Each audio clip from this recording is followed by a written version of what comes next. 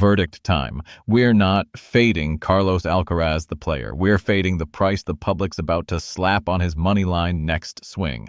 The consensus is loud. After that U.S. Open, Alcaraz is untouchable. Bet him at any number, close your eyes, cash the ticket. I'm not buying that. Our case is simple. Incredible form doesn't give you a blank check. Price is due. This is the verdict. Start with why the crowd's going to chase. He beat Jannik Sinner in 4 sets to reclaim the U.S. Open title and the world number. 1 ranking, ESPN, BBC.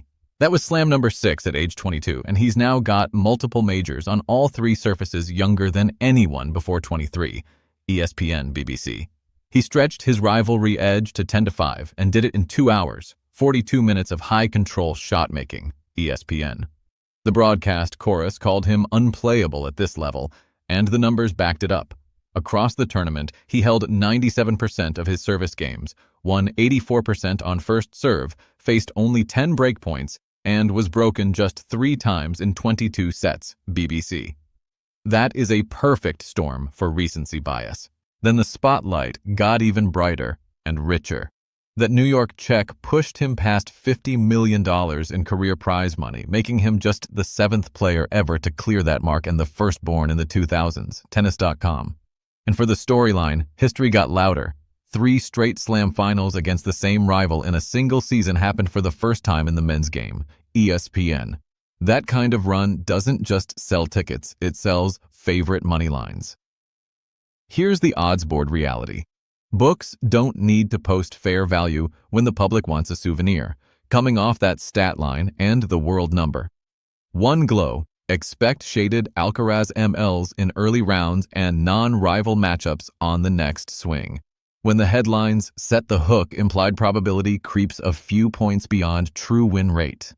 You'll see it in short prices against competent servers and flat hitters who aren't Sinner or Djokovic, but who can make a best of 3 feel very uncomfortable for a few changeovers. The counterpoint I hear already. But he's different. He was nearly flawless. True, and those BBC numbers are outrageous, but the market knows them too.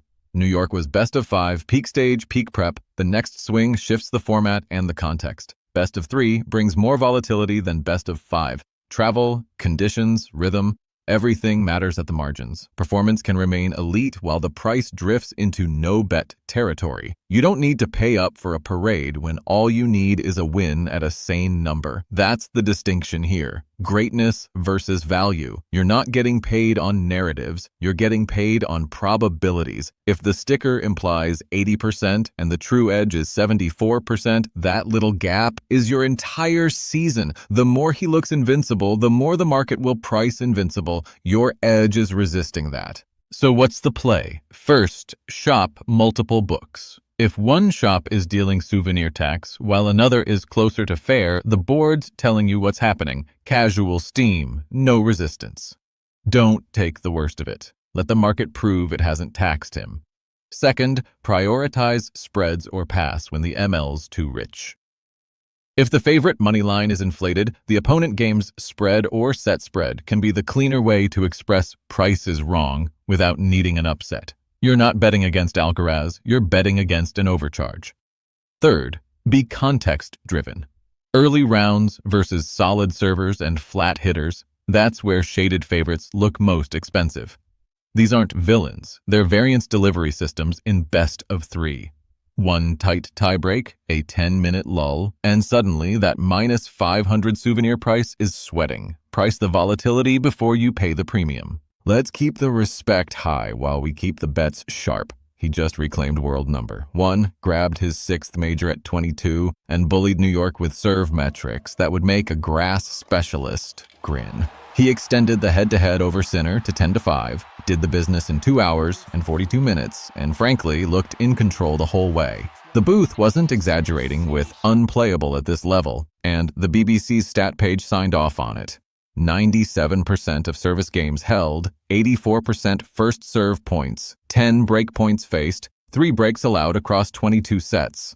Stack that with the history note, 3 straight slam finals against the same rival in one season for the first time, and the $50 million career marker, 7th ever and the first of the 2000s, and you've got the full hype machine. He didn't just win, He dominated the conversation. That's exactly when the public premium shows up. So no, this isn't anti-Alcaraz, it's anti-tax. The consensus says, bet him at any price. Our ledger says, price the hype. When the number's right, fine. Fire. When it's a souvenir, step back. Fade the Alcaraz tax when the number's wrong, or sit tight and let the market come to you. Tell me your buy price in the comments and follow for more GameWire verdicts. Bet smart, shop hard, and I'll see you on the next number.